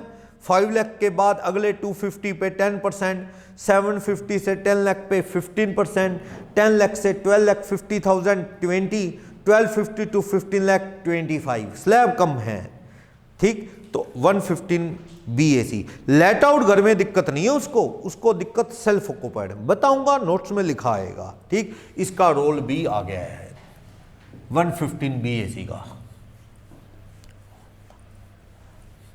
चलो, तो इस नोट्स में देखो, रेजिडेंशियल कमर्शियल कुछ भी हो, अगर एक घर इनकम्प्लीट हाउस है, इनकम्प्लीट है या डिलापिटेटेड है, डिलापिटेटेड समझे, कभी आप कई बिल्डिंगों पे अबेंडन लिखा देखते हो, देखा कभी आपने अबेंडन, मैंने तो देखा है अबेंडन लिखा देखा है,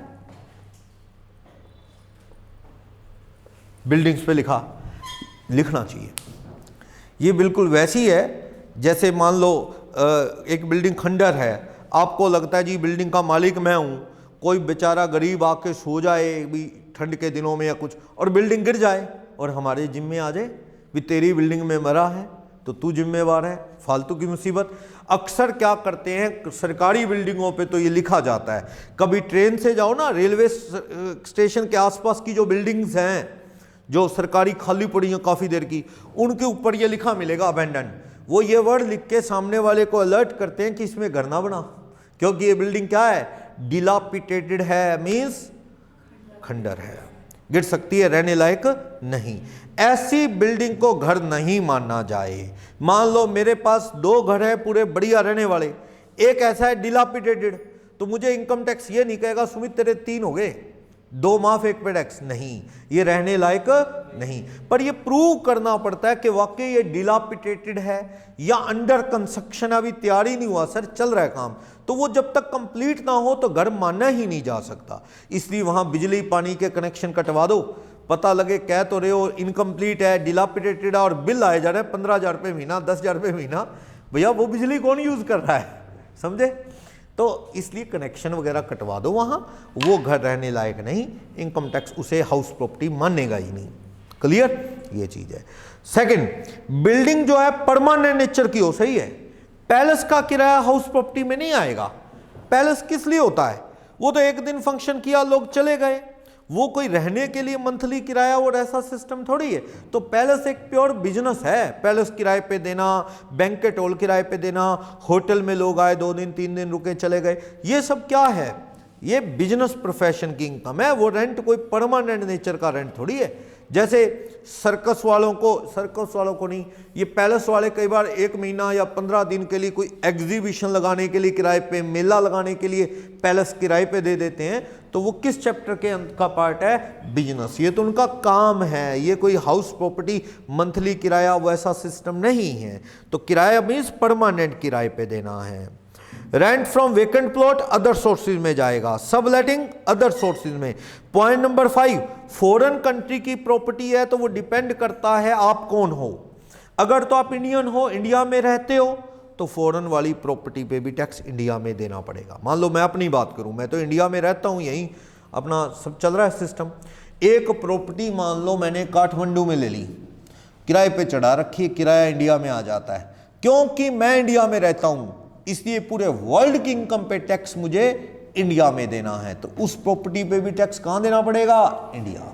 खर्चे वर्चे काट के डिडक्शन देके जो इनकम बचेगी उस पे टैक्स इंडिया में देना पड़ेगा। और जो इंडिया में नहीं रहता, इंडिया में रेजिडेंट नहीं है, तो उसकी प्रॉपर्टी फॉरेन में है तो इंडिया में उसे कोई टैक्स देने का मतलब नहीं बनता। मान लो जो बाइडन अभी बने हैं प्रेसिडेंट, यूएस प्रेसिडेंट, जो उनकी प्रॉपर्टी है वॉशिंगटन में, किराए पे दे दी, तो उनका इंडिया में कोई लिंक है? कोई लिंक नहीं, क्योंकि वो क्या है, ना तो इंडियन है ना इंडिया में रेजिडेंट है वो। तो उनकी प्रॉपर्टी फॉरेन में किराए पे दे रहे हैं, तो इनकम टैक्स इंडिया को कोई मतलब है ना? मतलब तो तब होगा जब आप इंडिया में रहते हो और प्रॉपर्टी ले ली फॉरेन में, किराए पे चढ़ा दी, तो तू यहां रहता इनकम टैक्स कहता है, इंडिया में रेजिडेंट तू क्यों है, इसलिए उस प्रॉपर्टी पे टैक्स कहां देना पड़ेगा? इंडिया में। क्लियर? चलो, असेसी लेट आउट करता है प्रॉपर्टी, तो ये भी हाउस प्रॉपर्टी है, जैसे पीजीवीजी, और वो अगर सेपरेट हो सकता है तो। हाँ, कंपनी का मेन बिजनेस ही प्रॉपर्टी किराए पे देने का है, मेमोरेंडम, तो वो बिजनेस में आ जाएगा। नीचे Chennai property and investment limited के केस में डिसाइड हुआ है। CIT means commissioner of income tax का झगड़ा था Chennai property and investment limited के साथ। नेक्स्ट, ज्वाइंट ओनरशिप सेक्शन 26 बता दिया मैंने आपको, वो 2 घर माने जाते हैं। पीजी की कहानी सुना दी मैंने, 8th पॉइंट। पीजी देखना पड़ेगा, सेपरेबल है तो बिल्डिंग का किराया हाउस प्रॉपर्टी, खाने का जो चार्जेस है वो बिजनेस। सेपरेबल नहीं तो साड़ी कहां जा सकता है? बिजनेस। ओके। 9th पॉइंट कहता है however in the following cases rent की इनकम जो बिल्डिंग की है वो इस हेड में नहीं आएगी। क्या? बिल्डिंग किस लिए किराए पे दी? वही बात कि अपना बिजनेस क्या चले एफिशिएंटली, तो वो किराया इसलिए दी है किराए पे, अपना बिजनेस फैसिलिटेट हो। तो वो किस चैप्टर की इनकम है? पीजीबीपी। पीजीबीपी। क्लियर? एक कंपनी ने क्या किया, एक कंपनी ने एक सीए साहब को बोला क्या सर आपके ऑफिस में बड़ा काम करवाने हमारे लोगों को आना पड़ता है, कभी कोई जीएसटी की रिटर्न है, कभी कोई इनकम टैक्स का टीडीएस है, कोई चालान भरना है, कभी कुछ पूछना है, तो हमारे बंदे कागज उठा के आपके पास आते हैं, बड़ा टाइम बर्बाद होता है। आधे तो क्या है 1-2 घंटे रेस्ट करने कहीं चले जाते हैं, फिर कहते हैं जी काम हो गया। अब क्या करें सर, बड़ा टाइम वेस्ट होता है। सर आप क्यों ना हमारी बिल्डिंग में ही आ जाओ, आपको बढ़िया फर्निश्ड ऑफिस दे देते हैं। हमें फ़ायदा ये कि आप नज़दीक होंगे तो हमारे लोगों का टाइम वेस्ट नहीं होगा, बढ़िया सुपरवाइज हो जाएगा। आपको फ़ायदा ये है कि बना बनाया ऑफिस मिल जाएगा, ठीक है, मामूली किराया ले लेंगे आपसे, 3-4 हज़ार रुपये महीना ले लेंगे आपसे, बस ना बराबर खर्चा पानी ले लेंगे। तो वो किराया अगर कंपनी को आ रहा है तो वो किस लिए आ रहा है, अपना बिजनेस फैसिलिटेट करने के लिए, उनको आसान हो जाए ताकि। तो वो किस चैप्टर में जाने वाला है, बिजनेस और प्रोफेशन में। कंसोलिडेटेड रेंट तो मैंने बताया अभी, बैंक वाला केस भी, उसमें फैसिलिटी का भी और बिल्डिंग का भी। तो फैसिलिटी की कॉस्ट काटो, बाकी बिल्डिंग का रेंट इस चैप्टर में आने वाला है। Next, staff quarter, 10th point बता दिया। स्टाफ को क्वार्टर अंदर दिए आपने, इसलिए दिए हैं, देखो आप बड़ी बड़ी मिल में देखो, जैसे कोई मिल है, शुगर मिल है, कोई पेपर मिल है, कोई टेक्सटाइल मिल है, वो अंदर ही स्टाफ को छोटे छोटे क्वार्टर बना देती है ना भी। वो अदरवाइज ना, जैसे मिल आउटसाइड सिटी में है, शहर से 20 किलोमीटर दूर, कोई जाएगा ही नहीं कि यार रोज 20 किलोमीटर हम आए सुबह फिर जाएं, खर्चा पड़ेगा, कभी बस नहीं मिली। तो उन्होंने क्या किया, अंदर ही क्वार्टर बना दिए कि यहीं रह जाओ, जाना क्या है, यहीं रह जाओ, थोड़ा बहुत किराया ले लेते हैं अगर, तो किस चैप्टर में जाएगा, पीजीबीबी। ये कॉलेजेस के अंदर स्टाफ क्वार्टर, यहाँ एक कॉलेज है जेसीडी के नाम से, जेसीडी, उसके अंदर टाइप ए टाइप बी इस तरह के क्या है, स्टाफ क्वार्टर बने हुए हैं कॉलेज के अंदर, वो स्टाफ को दे रखे हैं उन्होंने। मामूली सा किराया अगर ग्रुप ऑफ कॉलेज वो ले लेता है अपने स्टाफ से मामूली, वो किस चैप्टर की इनकम है, कॉलेज की, बिजनेस। एक कॉलेज के अंदर आपने देखा होगा, नेशनल कॉलेज के अंदर, वो क्या है, कॉलेजेस के बाहर एक बैंक की ब्रांच होती है और कभी कभी एक छोटा सा पोस्ट ऑफिस भी होता है। आपको लगता होगा ना ये कॉलेज वाले कितने लालची हैं, किराया कमाने के लिए इतनी बड़े कॉलेज में एक दुकान निकाल के बैंक को किराए पे दे दी, एक पोस्ट ऑफिस को दे दी। आपको लगता है ना कई बार ऐसे भी, कॉलेज में कहाँ बैंक और कहाँ ये पोस्ट ऑफिस। वो कॉलेज ने इसलिए दी है क्योंकि कॉलेज के स्टूडेंट का काम आराम से होता रहे और हमारे जो स्टाफ की पे वगैरह भी इसी बैंक की ब्रांच से निकल जाए। स्टूडेंट बाहर से आए हुए हैं, कैश रखते हैं, तो आजकल हॉस्टल में दिक्कत होती है, कोई निकाल ले, तो वो बैंक वहीं बन जाएगा, तो स्टूडेंट को कोई टेंशन नहीं, जब जरूरत हो बैंक से निकाल लेगा। और कोई लेटर पोस्ट करना है, कहाँ पोस्ट ऑफिस में धक्के खाएंगे बेचारे स्टूडेंट। उन्होंने, कॉलेज वालों ने छोटी मोटी कोई बिल्डिंग किराए पे दे दी बैंक को, पोस्ट ऑफिस वालों को, कैंटीन वाले को, ताकि उनका बिजनेस आराम से चले, अपने स्टूडेंट को परेशानी ना हो। तो वो किराया किस चैप्टर की इनकम में जाएगा, बिजनेस और प्रोफेशन में। ठीक, ये चाहिए। स्टाफ क्वार्टर हो गया।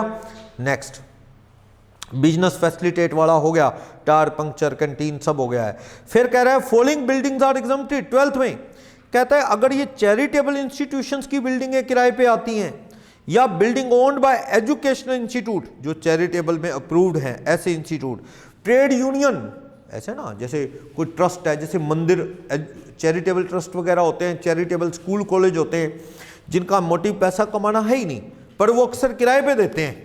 आपको मिलेगा मंदिरों, गौशाला, धर्मशाला के बाहर भी दुकानें होती हैं अक्सर, वो इसलिए किराए पे देते हैं क्योंकि उस किराए से धर्मशाला का खर्चा निकलता रहे, इसलिए किराए पे देते।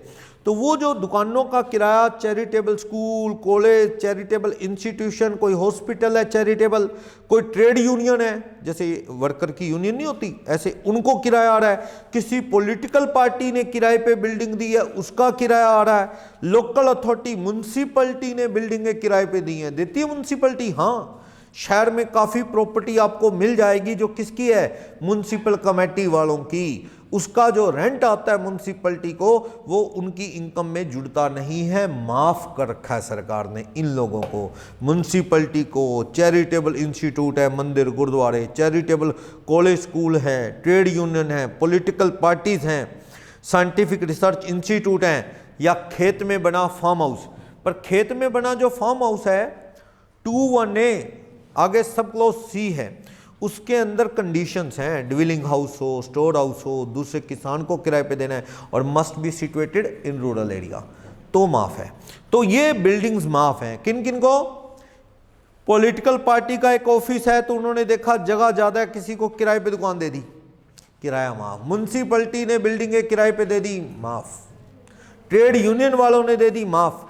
Charitable institutes, charitable college, school किराए पे दे दी, उन्होंने भी माफ। फार्म हाउस भी कंडीशन के साथ रेंट क्या हो सकता है, एग्जम्प्ट हो सकता है। Next, building held in stock in trade, ये क्या है, एक पॉइंट रह गया। टैक्स एनुअल वैल्यू पे लगता है। एक्चुअल में एनुअल वैल्यू क्या है, टैक्स एनुअल वैल्यू में, एनुअल वैल्यू का मतलब होता है या तो जो आपको एक्चुअल रेंट आता है, या आपको एक्चुअल रेंट आता है, या तो वो, या एक्सपेक्टेड रेंट जो आ सकता है, rental value ERV, whichever is higher, इन दोनों में से जो ज्यादा है वो उस पे टैक्स है। मैं कहता हूं कि मेरे को एक बिल्डिंग का किराया 2 लाख रुपए आ रहा है साहब, इनकम टैक्स कहता है आप कितना आ सकता है आसपास के हिसाब से, वो 16 किया तो वो 5 लाख आया, तो इनकम टैक्स कहता है तेरे को आता होगा 2 लाख, हम तो टैक्स किस पे लगाएंगे, टैक्सेबल इनकम 5 लाख रुपए होगी।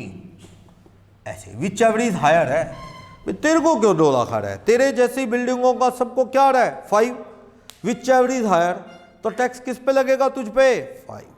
अगर ये कहता है जी मुझे किराया 7 लाख आ रहा है, मेरे जैसी बिल्डिंग का लोगों को 5 आ रहा है, तो इनकम टैक्स कहता है सही आ रहा है तेरे को, वो तो है ही है, विच एवरेज हायर। इसलिए किराया कम बताने का कोई फायदा नहीं है, क्योंकि इनकम टैक्स लगाते वक्त क्या देखता है, एक्चुअल किराया तुझे जो आ रहा है या फिर जितना आ सकता है। ये ERV कैसे पता लगेगा, एक्सपेक्टेड रेंटल वैल्यू वो मैं बताऊंगा, उसमें से जो ज्यादा होगा टैक्स उस पे लगेगा। ओके, नेक्स्ट कहता है अगर आपने बिल्डिंग बनाई 2 year, first 2 year from the end of financial year in which certificate of completion of construction is obtained। अब बड़े लोग ना ड्रामा करते हैं, बिल्डिंग बना के ना पड़ी हैं, इनकम टैक्स कहता है भैया ये बेचो, अगर आपका बिल्डिंगें बना के बेच के घर बना के बेचने का काम है, बेचते क्यों नहीं, बेचो। वो कहते जी बिक नहीं रहे, हम तो बेच रहे हैं। इनकम टैक्स कहता है जी 2 साल में बेच लेना, जिस साल बिल्डिंग कंप्लीट हुई उसके 2 साल में, अगर तुम्हारे 2 साल में भी ना बिकी ना तो हम इसे क्या मान लेंगे, deem to be let out, tax लगाएंगे। ये ड्रामा नहीं चलेगा। पता है क्या है, बड़े लोग बड़े ड्रामेबाज हैं। लोग क्या करते हैं, जैसे मान लो मैंने 5 घर बना लिए, 5 घर, और 5 घर में मैं सेल्फ ऑक्यूपाइड करना चाहता हूँ, सीधी बात है, और इनकम टैक्स को पता है अभी 2 से ज़्यादा सेल्फ ऑक्यूपाइड हो नहीं सकते, ठीक है, टैक्स लगेगा। तो मैंने क्या दिखा दिया कि सर मैं ये बिल्डिंगें बना रहा हूँ ना, जो ये क्या है, इट्स माय बिजनेस और प्रोफेशन, मेरा बिल्डिंगें बना के बेचने का काम है।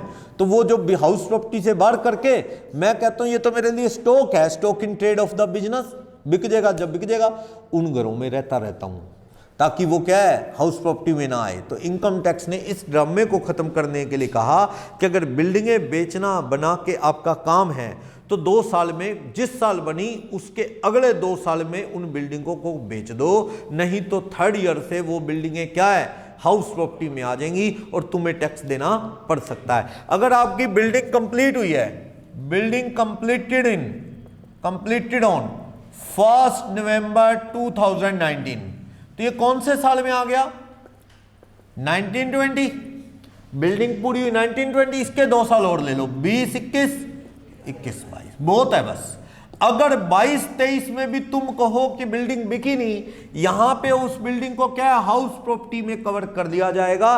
सेल्फ ऑक्यूपाइड दिखाओगे तो भी क्या, उस पे टैक्स, ठीक है, ERV देखते हुए टैक्स। यानी इनकम टैक्स ने उस गलत प्रैक्टिस को रोकने के लिए रूल बनाया कि लोग और लूप होल ढूंढ रहे थे कि हम उसको बिजनेस प्रोफेशन का स्टॉक दिखा देंगे और नहीं बिका ये कह के उसको यूज करते रहेंगे। तो इनकम टैक्स ने कहा 2 साल बहुत होते हैं बेचने के लिए, ना बिके तो तेरे इरादे ही गलत हैं, हम तो इसको क्या दिखा देंगे, हाउस प्रॉपर्टी। सेल्फ ऑक्यूपाइड भी दिखाएगा तो भी टैक्स। सेक्शन 23(5) है इसी का, section 23 sub section 5, clear, stock in trade. Okay, तो एक ऐसा चैप्टर है 15 जिसमें एक्चुअल किराए की जगह ERV पे भी टैक्स लग सकता है, यानी कि किस रेंट पे, नोशनल पे। मेरे 3 घर हैं, मुझे तीनों में कोई किराया नहीं आ रहा, मुझे तीनों माफ होने चाहिए, मेरा परिवार है उसमें रहता है, किराया आ नहीं रहा, या ये समझ लो मैं डरता हूं कोई कब्जा ना कर ले, मैं नहीं देना चाहता किराए पे, रियल में मुझे कोई किराया नहीं आ रहा, तो इनकम टैक्स कहता है भी नहीं आ रहा तो भी तुझे क्या लगेगा, टैक्स। 2 माफ, किसी एक पे टैक्स। उस एक पे भी टैक्स कैसे लगाएंगे इनकम टैक्स, एक्सपेक्टेड आसपास क्या किराया चल रहा है उसको देखते हुए। किराया ना आने पे भी आप पे क्या लग सकता है, टैक्स लग सकता है। क्लियर, ये एक ऐसा चैप्टर है इसमें ना किराया आने पे भी टैक्स लगता है। इसका फॉर्मेट क्या है, सेक्शन 27 पे फिर आऊंगा। इस चैप्टर का फॉर्मेट देखो, जो अपने को छोटा सा फॉर्मेट है, हर जगह काम आना है। क्या format of house property, computation of house property. सबसे पहले कहता है ग्रॉस एनुअल वैल्यू, यानी कि जीएवी कैसे आएगी मैं बताऊंगा। लेस कोई अनरियलाइज्ड रेंट है या कोई म्युनिसिपल टैक्स है, only if paid by honour.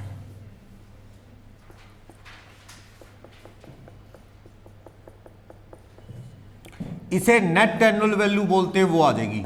इसमें से सेक्शन 24A कह लो या 24(1) कह लो, सेक्शन 24(1) की जो है स्टैट्यूटरी डिडक्शन मिलती है, 30% ऑफ NAV कट जाएगा।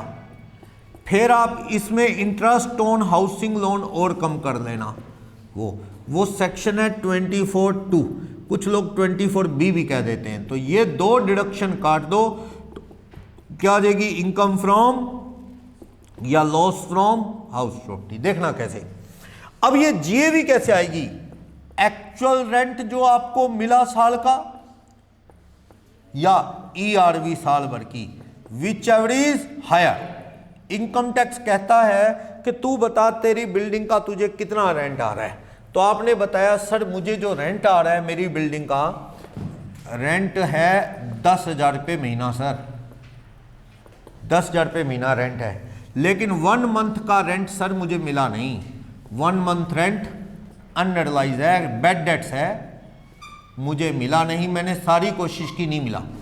एक रूल 4 की कंडीशन आएंगी, रूल 4 की कंडीशंस क्या है मैं बताऊंगा, फुलफिल्ड। रूल 4 की कंडीशंस आएंगी कि आपको अनरियलाइज रेंट है तो प्रूव करो, घर खाली करवा लिया किराएदार से, डिफॉल्टर को निकाल फेंको, इस डिफॉल्टर को और घर किराए पे देना नहीं। भाई मेरा कोई किराएदार नहीं किराया देगा तो उसे और घर दूंगा, अगर दूंगा तो तू झूठ कह रहा है, तेरा डूबा ही नहीं है किराया। घर खाली करवा लो और घर देना नहीं, कोर्ट केस डाल दो उस पर, अगर फिर भी किराया ना आए तो वाकई तू सही कह रहा है, तेरा रेंट क्या है, अनरियलाइज 1 महीने का। चलो ठीक है, मैं कह रहा हूं एक्सपेक्टेड रेंटल वैल्यू उस घर की 1.5 लाख रुपए है। ये कैसे निकलेगी बताऊंगा। उस घर पे म्युनिसिपल टैक्स पेड बाय मी, यानी कि ऑनर ने पे किए 10,000 या 15,000, और पेड बाय टेनेंट, टेनेंट ने पे किए मान लो 5,000। मैंने टेनेंट को कहा था कि म्युनिसिपल टैक्स 15,000 तक मैं दूंगा, उसके ज़्यादा कोई म्युनिसिपलिटी ने टैक्स लिया कमेटी वालों ने, वो तू भरेगा, तो वो ज़्यादा आ गया टैक्स, कुछ मैंने भरा कुछ उसने भरा।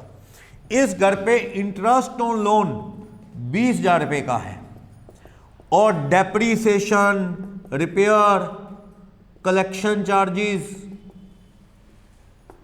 वो लैंड रेवेन्यू पे की है, जमीन पे जिस पे घर है एटसेट्रा, ये सब चीजों का खर्चा आपका 30,000 है। देखना अब रूल लगाओ पूरा, मैंने एक रफ आइडिया दिया आपको। जीएवी कैसे निकलेगी, आपका एक्चुअल रेंट बोलो कितना है, एक्चुअल रेंट 10,000 रुपये महीना, 12 मंथ्स का कितना है 1,20, और ERV कितनी है आपकी 1,50। तो दोनों में से हायर क्या है, जो हायर है वो है आपकी जीएवी, कितने रुपए 1,50। ग्रोस एनुअल वैल्यू ऐसे आया करती है कि एक्चुअल रेंट पूरे साल का या तेरी ERV है विच एवर इज हायर, तो कितना हो गया 150, लेस कर दे जो तेरा अनरियलाइज रेंट है, 1 महीने का रेंट अनरियलाइज है ना, कितना हो गया 10,000 रुपये महीने के हिसाब से 1 महीने का रेंट नहीं मिला तो कितना हो गया 10,000 रुपये तू ये कम कर ले। Municipal tax paid by owner, देखो ऐसा है जो किराएदार ने भरे तो मेरे को उससे कोई तकलीफ है, मेरी पॉकेट हल्की हुई क्या, मेरी हाउस प्रॉपर्टी निकाल रहे हो तो इनकम टैक्स कहता है चल यार तू कम कर ले, जो टैक्स तूने भरा, किसको, म्युनिसिपल काउंसिल या म्युनिसिपल कमेटी को दिया टैक्स, या कैंटन बोर्ड को दिया टैक्स, लगता है ना हाउस टैक्स, वो हाउस टैक्स कह लो या म्युनिसिपल टैक्स कह लो, फायर ब्रिगेड टैक्स कह लो, इसी में जो भी टैक्स कलेक्टेड बाय म्युनिसिपलिटी, चाहे नाम फायर टैक्स हो, चाहे नाम उसका कंजर्वेंसी टैक्स हो, सारा पोल्यूशन ना हो इस तरह का, या उसका नाम हाउस टैक्स हो, नाम जो भी हो, मालिक ने भरा वो कम कर लो, कितना भरा 15, तो ये इनकम कितनी आ गई। इसमें डेप्रिसिएशन और ये चीजें कितनी है मत देखो, ये सारी चीज छोड़ दो, क्योंकि ये 30% सेक्शन 24(1) में इनकम टैक्स कौन सी डिडक्शन दे देगा? स्टैट्यूटरी डिडक्शन दो 30% कितनी मिल जाएगी? 37,500 मिल जाएगी। ठीक है, 30%, इसका 30%। और इंटरेस्ट कितना है इस हाउस प्रॉपर्टी पे? 20,000। तो इनकम कितनी आ जाएगी? 67,500। किसी को डाउट? ये प्रिंसिपल फॉर्मेट है, हर जगह काम आएगा हाउस प्रॉपर्टी में। क्या? ग्रॉस एनुअल वैल्यू, शॉर्ट में क्या बोलेंगे? जीएवी। कैसे आती है? एक्चुअल रेंट जो आपका है या फिर जो आपका ईआरवी है, expected rental value, that is ERV. Full value, full name इसका ईआरवी, एक्सपेक्टेड रेंटल वैल्यू। तो विच एवर इज हायर, 150 दे रखा है, कैसे निकलता है वो बाद में देखेंगे। जो आ सकता है आसपास के हिसाब से किराया 150, तुम्हें आ रहा है क्या 10,000 रुपये महीने के हिसाब से 120, whichever is higher 150। Less करो जो अनरियलाइज्ड रेंट आपको नहीं आया, उसकी कुछ कंडीशंस हैं वो पूरी होनी चाहिए। पेपर में साइलेंट है, कंडीशंस पूरी हैं कि नहीं, तो आप मान लो कंडीशन पूरी हैं। कंडीशन यही है, क्या आप सच बोल रहे हैं? ये तो फालतू की कंडीशन है हिंदुस्तान में। किसी से ये पूछो भी तू बोनाफाइड कहानी बता रहा है ना, तो ये तो पता ही है, वो यही कहेगा हाँ। तो बाकी कंडीशन है, घर खाली करवा लो और घर देना नहीं, और उसके अगेंस्ट लीगल प्रोसीडिंग शुरू कर दो किराया लिखवाने की। फिर भी नहीं देता, कोई बात नहीं, लेस कर लो। म्युनिसिपल टैक्स मालिक ने दिए तो तेरी पॉकेट जो हल्की होगी तो ही लेस करने देंगे। मालिक को कहो मालिक पे टैक्स लगा रहे हैं तो वो कम। जो एनएवी आई उसके 30% में सब आ गया, डेप्रीसिएशन, रिपेयर, कलेक्शन चार्जेस सब आ गया, तो 125 का 30% और कम कर दो। इंटरेस्ट ऑन हाउसिंग लोन, घर के लिए लोन लिया, घर पे पैसा लगाया, ऐसा बिल्कुल नहीं होना चाहिए। लोन कार का है, बैंक की लोन फाइल में किसका व्हीकल का लोन है वो, और आप व्हीकल ना लेके किसी ने कह दिया पहले घर तो बना ले, गाड़ियां लिए फिर लेने की सोच रहा है, क्या ठीक है। अब लोगों के हिसाब से हम ज़्यादा चलते हैं, क्या बात तो सही है यार, घर बना लूँ। लोन लिया था कार के लिए 10 लाख रुपए, कार लूंगा बड़ी कार, और लेकिन बना लिया क्या घर, नहीं कम होता।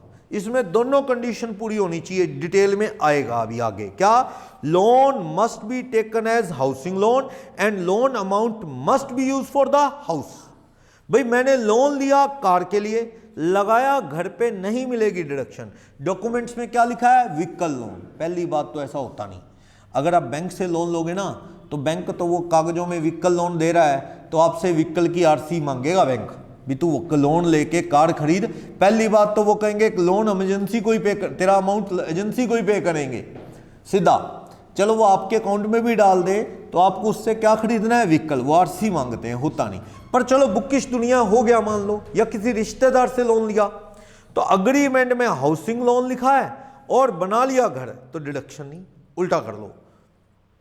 लिया तो हाउसिंग लोन, बैंक के रिकॉर्ड में क्या है? हाउसिंग लोन, लेकिन उससे खरीदी क्या? घर नहीं, हाउसिंग लोन लिया, हाउस नहीं खरीदा, बनाया, क्या कर लिया? कार ले ली या बच्चे का एडमिशन करवा दिया कहीं, तो भी कोई डिडक्शन नहीं। Loan must be taken as housing loan and must be use for the house, तो मिलती है डिडक्शन। तो क्या आ जाएगी? Income from house property. इसमें कुछ लोगों का ओपिनियन अलग है। कुछ लोग कहते हैं कि सर यहां पे जो आप कंपैरिजन करते हो ना, यहीं कम कर दो सर, आप यहां पे एक्चुअल रेंट रखो ही क्या, अनरियलाइज काट के कितना 110, ये हटा दो। कह रहा है सर ये हटा दो, यहां पे एक्चुअल रेंट ही कितना रखना चाहिए?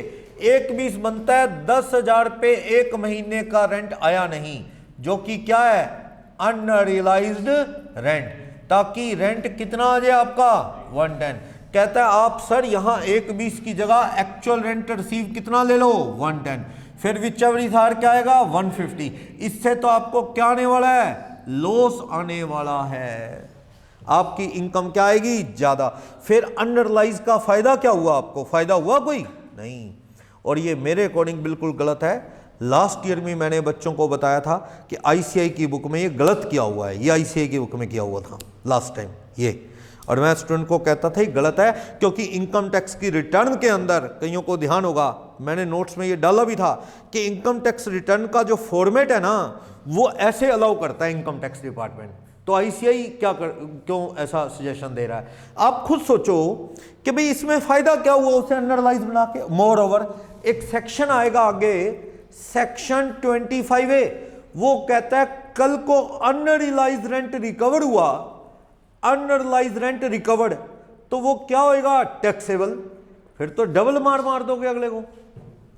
पहले तो यहां कम नहीं किया आपने, टैक्स तो उसके 150 पे ही लगा दिया, और कल को ये 10,000 आ जाएंगे, कहता आ जा फिर 10,000 पे टैक्स थे, तो फिर फायदा क्या हुआ उसे अनरियलाइज का, समझे ना।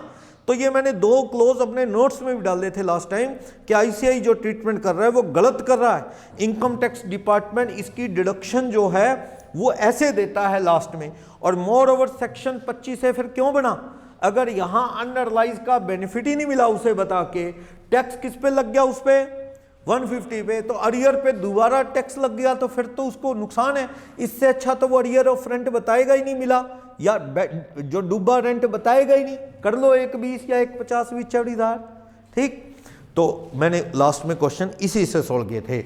इस साल जो आईसीआई ने स्टडी मटेरियल दिया आप लोगों के पास आया होगा, उसमें आईसीआई ने भी जो मैंने बातें लास्ट में भी बताई वही लिख दी। अब आईसीआई ने भी कहा, ये वाला सॉल्यूशन देने के बाद आईसीआई ने कहा कि इनकम टैक्स रिटर्न का जो फॉर्मेट है, नए जो लेटेस्ट बुकलेट्स आ चुकी हैं नेक्स्ट एग्जाम के लिए, उसमें आईसीआई ने लिख दिया है अपने स्टडी मटेरियल में, क्योंकि इनकम टैक्स रिटर्न का फॉर्मेट कहता है कि इस तरह से लेस कर लो, तो इसलिए इसका ऑल्टरनेटिव सॉल्यूशन वो वाला लगाया जा सकता है। सीधा तो कहेंगे नहीं हमने गलत कर दिया, क्योंकि गलती मानना पड़ेगा। अब उन्होंने ऑल्टरनेटिव दिखा दिया कि आप इसको ऐसे कर लो, ऐसे कर सकते हो जैसे इनकम टैक्स रिटर्न का फॉर्मेट है, ऑल्टरनेटिव दिखा दिया उन्होंने। ये लो, आंसर क्या बन गया? 37,500 काट के कितना? अब उन्होंने ये वाला ऑल्टरनेटिव भी अपने बुकलेट में दिखा दिया है, जो लास्ट टाइम गलत ही चल रहा था। अभी भी उन्होंने 25 से सेक्शन 1 उसकी रेफरेंस नहीं दी भी, ये सेक्शन तो ही टैक्स। अब देखो ये 10,000 पे आपकी इनकम से कम हो गया ना, अब आपकी इनकम कम कर दी ना इस 10,000 ने। कल को अगर वो उसके अच्छे दिन आ गए, पता नहीं कब किसके अच्छे दिन आएंगे, अभी तो सबके ही बुरे दिन चल रहे हैं, महंगाई बढ़ रही है और बढ़ रहा है बड़ा कुछ। ये मोदी जी का नारा था अच्छे दिन आएंगे लेकिन हो बुरा, बहुत बुरा रहा है। आज सुबह सुबह 25 रुपये गैस सिलेंडर महंगा हो गया है, और पिछले 3 महीने के अंदर 225 महंगा हो गया। 3-4 महीने में 225 रुपये एक सिलेंडर महंगा हो गया। तो महंगाई बहुत बढ़ रही है, चाहे वजह जो भी हो। तो क्या मान लो इस बंदे के किराएदार के अच्छे दिन आ गए और ये किराया दे गया, तो टैक्स 25 से कहता है लगना चाहिए, यस। कल तुझे कम किया था हमने, आज वापस आएगा तो टैक्स लगेगा, सही है ना। अब लॉजिक बनता है इसका, ये सेक्शन को अप्लाई करने का 25 है कि कल तेरा टैक्स बचा था, अब तुझे मिल गए, किराएदार दे गया, वो तेरा रिकवर हो गया, तो अब तेरी ये क्या माना जाएगा? इनकम। क्लियर? तेरे एक्चुअल खर्चे कम हो या ज्यादा गिना मत। अगर ये खर्चे इसके 30 थे तो भी हमने 37,500 कम किया, अगर इसके एक्चुअल खर्चे ये 40 होते तो भी मैं यहां पे 30% यही करता। फिक्स है, यानी 30% में सब आ गया, 2 चीजें छोड़ के। 2 चीजें कौन सी? एक तो म्युनिसिपल टैक्स और दूसरा इंटरेस्ट, ये अलग है। बाकी सारे खर्चे इसमें कवर हो गए 30% में। समझ आया? हाउस प्रॉपर्टी का फॉर्मेट क्या है? इंटरेस्ट। म्युनिसिपैलिटी जो भी कैंटोनमेंट बोर्ड कह लो, लोकल अथॉरिटी कह लो, किसी भी नाम से जो टैक्स लेती है वो मालिक पे करेगा तो लेस होगा। मालिक की इनकम निकाल रहे हैं किराए की, तो खर्चा लगा, म्युनिसिपल टैक्स कम कर लो। लेकिन क्या हुआ, किराएदार को मालिक ने कहा भाई यार मेरे पास टाइम नहीं है जाने का, यार बिजी हूं, तू ऐसा कर 15,000 रुपये टैक्स तू भर दे, मेरे किराए में से काट लेना। तो लेस होना चाहिए, लेस होना चाहिए, तब होना चाहिए, तब भी लेस होना चाहिए। क्यों? क्योंकि आखिर बर्डन किस पे आ रही है, कौन पे कर रहा है? देखा जाए तो ओनर ना। वो तो फिलहाल एक बार के लिए किसने पे कर दिया? टेनेंट ने। बाद में कहां से काट लिया? मालिक के किराए में से। तो इसकी बर्डन किसने उठाई? किसने भरा टैक्स? देखा जाए तो ओनर ने। तो लेस होएगा। लेकिन मैंने अपना घर किराए पे दिया, किराएदार को कह दिया ये घर है, देख ले अभी जो है सारा कुछ तेरे सामने है, ना मैं इसमें पेंट कराऊंगा, आज के बाद कुछ भी खराब हो तू कराएगा, टैप खराब हो, कुछ भी खराब हो, ठीक। म्युनिसिपल टैक्स आएगा तू भरेगा, मैं नहीं भरूंगा। बिजली पानी के बिल सारे फाइन लगे जो लगे तू देगा, क्या डन। अब म्युनिसिपल टैक्स पेड बाय क्या हो गया? Tenant, from own pocket. तो मेरे को बर्डन है इस म्युनिसिपल टैक्स का? नहीं। तो लेस होएगा? नहीं, लेस नहीं होगा। क्लियर, समझाया? इस तरह से किराए पे चढ़े हुए घरों पे किराया इंटरेस्ट कितना भी हो सकता है। मान लो इस घर का इंटरेस्ट होता 3 लाख, तो क्या 3 लाख कम हो जाएगा? बिल्कुल कम हो जाएगा। 3,37,500 कम कर लो 1,25 में से, करना।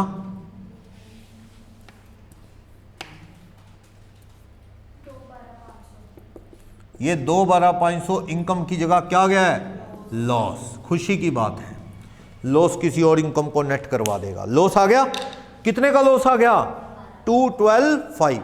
तो यहां आप कह रहे हो सर 2 लाख नहीं, 2 लाख की लिमिट तो कौन से घर में है? सेल्फ ऑक्युपाइड, क्योंकि उसमें आना ही लॉस है।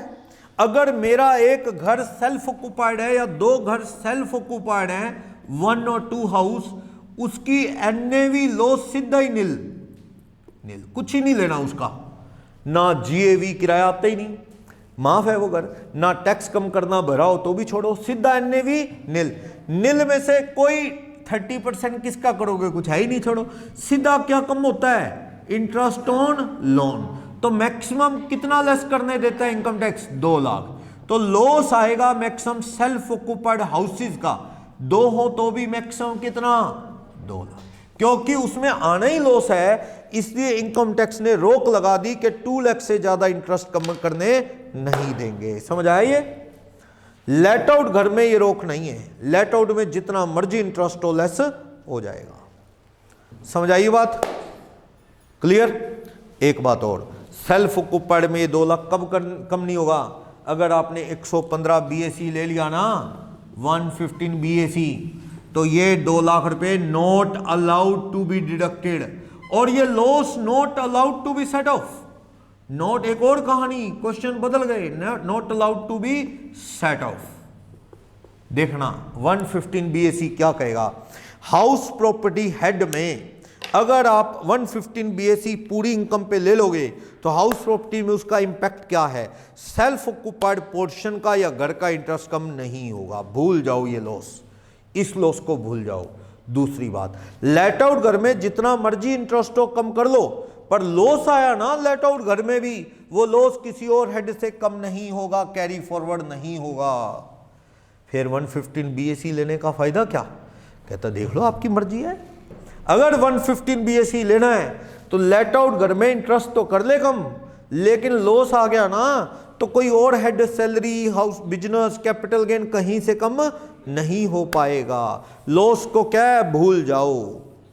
और सेल्फ ऑक्युपाइड में इंटरेस्ट की लिमिट है। तो ये 115 बीएसी का बड़ा पंगा है, ये डिडक्शंस और लॉस को रोकता है। क्लियर? अब 115 बीएसी बड़े ध्यान से ऑप्ट करना है। कोई बंदा 115 बीएसी ऑप्ट कर ले और ये हाउस प्रॉपर्टी के लॉसेस को सेटअप करे बैठा है कहीं से, तो बाद में इनकम टैक्स का नोटिस आया ही समझो भाई और टैक्स भर, तूने ये डिडक्शन कैसे काट ली, लॉस कैसे सेट ऑफ कर लिया, 115 बीएसी ऑप्ट कर रखा है तूने। कहता वो टैक्स भर। क्या नहीं अब ऑप्शन बदल सकता हूँ? नहीं नहीं नहीं, अब तो तेरे पे नोटिस ऑफ डिमांड आएगा। Notice of demand means tax मांगेगा डिपार्टमेंट, भर वो टैक्स।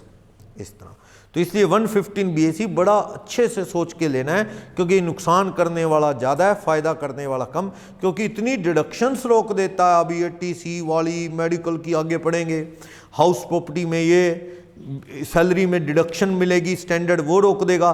तो 115 बीएसी का कई जगह इफेक्ट आने वाला है जो नेगेटिव है। ठीक है, तो फॉर्मेट बता दिया मैंने, कल अपन इसको कंटिन्यू